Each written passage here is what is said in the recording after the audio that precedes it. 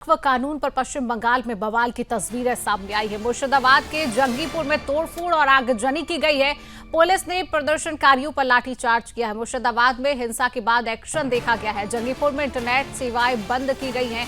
बड़ी खबर आप तक पहुंचा रहे हैं, जहां पर पश्चिम बंगाल के मुर्शिदाबाद जिले में वक्फ एक्ट के विरोध में हिंसक प्रदर्शन हुए हैं। इस दौरान पुलिस पर पथराव किया गया, साथ ही उसकी गाड़ियों में आग लगा दी गई।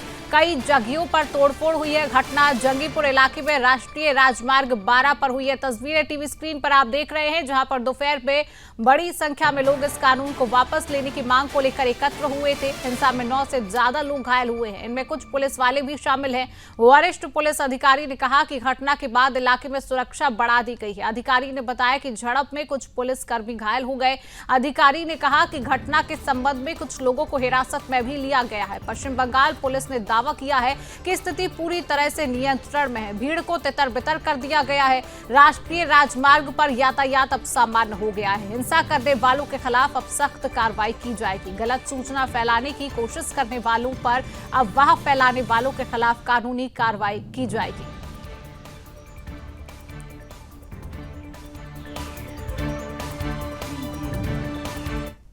तो इसी खबर पर अधिक अपडेट के साथ पश्चिम बंगाल की ब्यूरो चीफ संगीता झा हमारे साथ जुड़ चुकी है। संगीता, पश्चिम बंगाल से फिर बवाल की तस्वीरें सामने आती है और वो तस्वीर होती है मुर्शिदाबाद की, जहां पर पुलिस पर पथराव किया जाता है, आगजनी की जाती है वक्फ बोर्ड को लेकर। क्या जानकारी संगीता?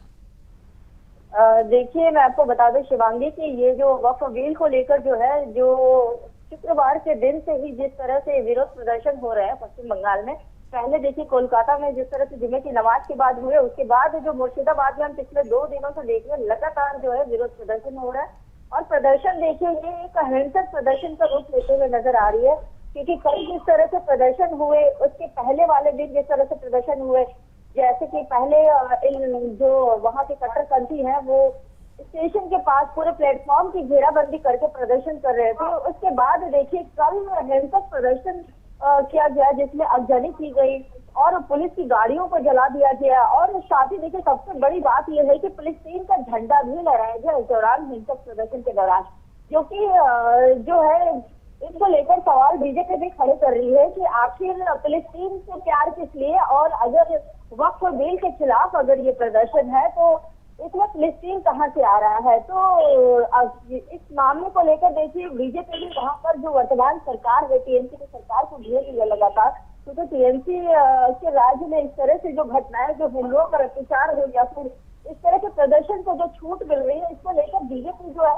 वर्तमान सरकार को भी घेर रही है। और साथ ही देखिए कल यह भी देखा गया कि पुलिस पर भी जो हमला किया गया प्रदर्शन के दौरान, पुलिस ने वैसे लाठियां भी भांजी, लेकिन पुलिस पर भी जो प्रदर्शनकारी थे उन्होंने हमला करने की कोशिश की, गाड़ियों में आग लगाने की कोशिश की। तो बार बार देखिए हम अपने सुदर्शन न्यूज के माध्यम से भी बार बार सवाल खड़े करते आए हैं कि आखिर जो पश्चिम बंगाल में जो स्थिति हो रही है, जिस तरह से बांग्लादेश में हमने देखा था, ठीक वही स्थिति हमें पश्चिम बंगाल में भी देखने को मिल रही है। तो ये किसके स्तर पे हो रहा है? सरकार इसको लेकर क्यों नहीं कोई कड़े रुख अपना रही है? सरकार इन मामला को चुप्पी क्यों साधे हुए है? आखिर जब वक्फ बिल को लेकर जो पश्चिम बंगाल में जो टीएमसी की सरकार है वो खिलाफ, बिल्कुल संगीता, और सरकार से सवाल पूछना जरूरी है। जिस तरीके से भारतीय जनता पार्टी सरकार को घेर रही है कि भारत देश में रहकर अगर विरोध हो रहा है और उस विरोध के जरिए फिलिस्तीन का झंडा लहराया जा रहा है, और इतनी इजाजत और इतनी हिम्मत आखिरकार कहां से आ रही है कि खोली में पूरा प्रदर्शन देखने को मिल रहा है? कहीं ना कहीं सरकार की परमिशन के तहत तो ये साजिश नहीं हो रही है। क्या कहेंगी संगीता? देखिए, इस तरह से कहना कि सरकार की परमिशन के साथ हो रही है, ये सही नहीं होगा शिवांगी, क्योंकि जब हम मतलब जैसे कि जो देखा जा रहा है, जिस तरह से प्रदर्शन हो रहे हैं, इस दौरान देखिए इस शुक्रवार को एक वीडियो भी काफी ज्यादा सोशल मीडिया में वायरल हुई थी, जिसमें कट्टरपंथी यह कहते हुए नजर आ रहा था कि अगर वक्फ बिल को वापस नहीं लिया गया तो पूरे शहर में जगह जगह शाहीन बाग होगा, जगह जगह प्रदर्शन होंगे। तो ये जो है, ये प्रदर्शन जो है, ये इनकी खुद की भी सोच है। और साथ ही देखिए बस यही सवाल बार बार खड़े उठते हैं कि सरकार इससे चुप्पी क्यों साधी हुई है, सरकार इस पर कोई कड़े रुख क्यों नहीं अपना रही है।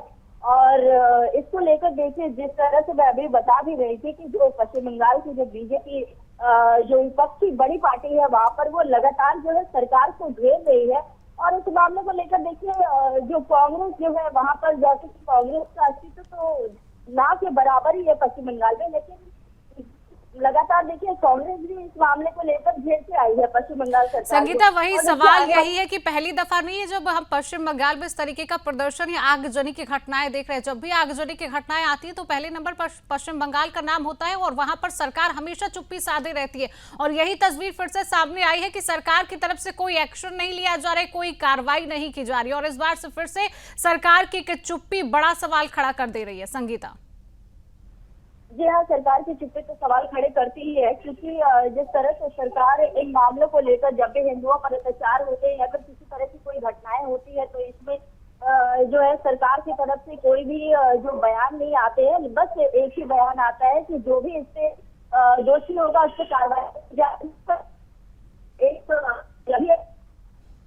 सरकार जो है वो विपक्ष पर निशाना साधती है, यानी कि बीजेपी पर निशाना साधती है, कहती है कि बीजेपी इन मामलों को तूल देती है। लेकिन जो ये प्रदर्शन हो रहा है, जो वक्फ बिल को लेकर जो प्रदर्शन हो रहा है, और इससे पहले देखिए एनआरसी के मामलों में भी हमने प्रदर्शन देखे थे पश्चिम बंगाल में, जिस तरह से वहाँ पे केंद्र की संपत्तियों को नुकसान पहुंचाया गया था, ट्रेनों में तोड़फोड़ की गई थी, कई लोग घायल हुए थे, कई हिंदू घायल हुए थे, पेट्रोल पंप पे तोड़फोड़ हुई थी। तो ये जो संपत्तियों को नुकसान पहुंचाने वाली जो चीजें हैं, ये सब कब पश्चिम बंगाल में रुकेगी, इसको लेकर तो देखिए सवाल तो खड़े उठते ही हैं। और संगीता, अभी कितने लोगों पर कार्रवाई की गई है, इसको लेकर क्या जानकारी मिल रही है? जो ये तस्वीरें सामने आई हैं, क्या कार्रवाई?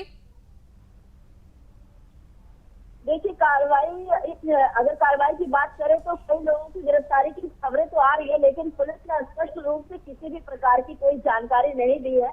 और वहाँ जो जिस जगह पर ये घटना हुई है वहाँ पर इंटरनेट सेवाएं बंद कर दी गई है, 11 तारीख तक के लिए बंद कर दी गई है, क्योंकि वहाँ के लोगों से जब मैं संपर्क करना चाह रही हूँ तो उनसे संपर्क हो तो रही है, फोन पर बात तो हो रही है, लेकिन अगर वहाँ से किसी भी प्रकार की कोई बयान को लेकर अगर मैं बात कर रही हूँ, उसको जोड़ने की कोशिश कर रही हूँ लाइव, तो वो किसी भी तरह से असमर्थ है, क्योंकि उनका कहना है कि वहाँ पर अभी फिलहाल इंटरनेट सेवाएं पूरी तरह से बंद कर दी गई है।